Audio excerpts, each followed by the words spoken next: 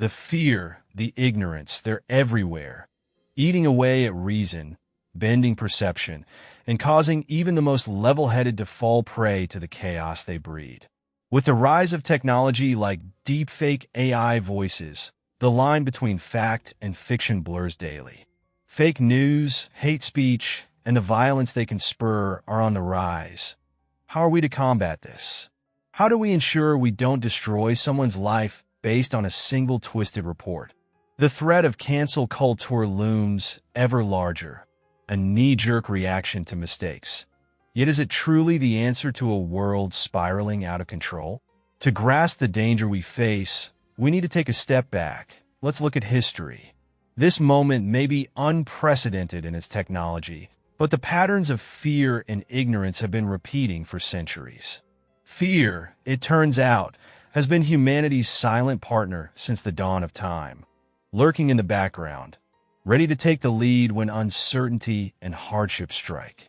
Take the infamous Salem witch trials, for instance, a time when panic and superstition gripped a small Massachusetts town and sent the innocent to their deaths. But we're not talking about some ancient, far-off era. We're talking about the very same forces that continue to influence us today, masked behind new faces. Let's take a journey into the past and examine how fear led to a mass hysteria that claimed the lives of 19 people and forever scarred a community. In February of 1692, two young girls, Betty Paris and Abigail Williams, began to act erratically, screaming, contorting their bodies, throwing themselves around the room in a frenzy. They blamed witches. Soon, others joined in, their strange fits only fueling the fire. The accusation was contagious, spreading faster than reason could keep up. But what if, as some historians now believe, there was more to it than simple superstition? What if an ergot infestation, a fungal poison that can cause hallucinations and fits, had infected the town, twisting perceptions and creating false accusations? The fear of witches was deeply rooted in the Puritan worldview.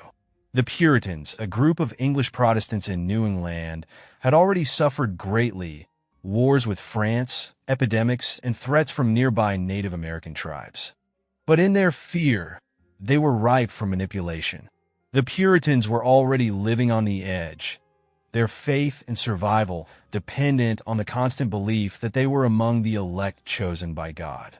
Anything outside their rigid moral code was a threat, and witches were the ultimate threat, evil in human form, undermining their very existence. At the center of it all were accusations, often from those with nothing more than personal grievances. The accusers were usually teenage girls, driven by fear, jealousy, or a simple desire for attention. The accused, for their part, were often outsiders. Poor, lower-class women, those who didn't fit the mold of Puritan idealism. Sarah Osborne, a widow who had stolen from her children's inheritance. Sarah Good, a pregnant woman from the streets. And Tituba, a slave from Barbados. Each was accused not simply of witchcraft, but of challenging the societal norms of Salem. They were the easy targets of a town gripped by hysteria. But the accusations didn't stop there. The trial spiraled out of control, claiming not only the lives of the accused, but also devastating the lives of their families. 4-year-old Dorothy Good, the daughter of Sarah Good, was thrown into prison and tortured, resulting in lifelong mental trauma. The process was fueled by fear and ignorance, each accusation ratcheting up the stakes. People's lives were ruined based on little more than hearsay, a young girl's word, and a community's unshakable belief in the supernatural. And yet, the trials did eventually come to an end. It was only when the wife of Massachusetts Governor William Phips was accused that the tide shifted. His intervention put a halt to the madness, but by then, 19 innocent people were dead, and the entire town of Salem was left to pick up the pieces. What drove this madness? Was it simply superstition and ignorance? Or was it something more? It's easy to say that the people of Salem were simply trapped by their own fear, but there is a deeper layer to consider, one that connects directly to the world we live in today. In times of crisis and uncertainty, the human instinct is to seek out something or someone to blame. The people of Salem, just like many in the modern world, needed a scapegoat to relieve their anxiety. And when no clear solution could be found, they turned on the most vulnerable. In today's world, we face a new kind of fear and ignorance, more insidious, more dangerous, and far more pervasive. With the rise of social media, the echo chambers of confirmation bias, and the proliferation of misinformation, it's easier than ever to fall prey to the same kind of mass hysteria that gripped Salem.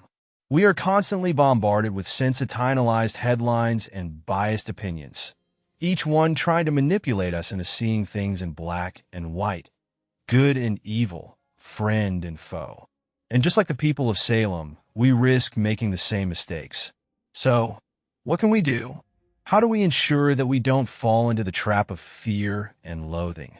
It starts with critical think. It starts with questioning everything and being wary of the sources from which we draw our information. We must resist the urge to jump to conclusions based on the latest viral story. We must take the time to educate ourselves, to look deeper than the surface, and to challenge the narratives being pushed on us by those who would rather we remain ignorant. We must also recognize the dangers of cancel culture, a modern-day version of the witch hunts. Yes, people make mistakes, but do we really want to live in a world where the slightest misstep can lead to someone's destruction? The path of least resistance may be to join in the collective condemnation, to give in to the mob mentality, but it is a path that leads to more division, more fear, and more suffering. The better path is to engage in dialogue, to listen to different perspectives, and to encourage growth rather than punishment. We must strive for empathy and understanding, especially in an age where fear and ignorance are running rampant. When we allow fear and ignorance to dictate our actions, we lose our ability to see the truth. In the end, it is not the loudest voice or the most powerful accusation that prevails. It is the quiet, steady pursuit of knowledge and understanding that leads us to the truth. We cannot allow ourselves to be manipulated by fear or swayed by the opinions of others. Only when we trust in our own judgment, when we embrace reason and compassion over fear and loathing, can we begin to build a better, more just society. Fear thrives in the unknown, but so too does wisdom. And it is wisdom, born of understanding and critical thinking, that will lead us through the chaos. Let us take that lesson to heart and choose the path of reason, no matter how challenging it may seem.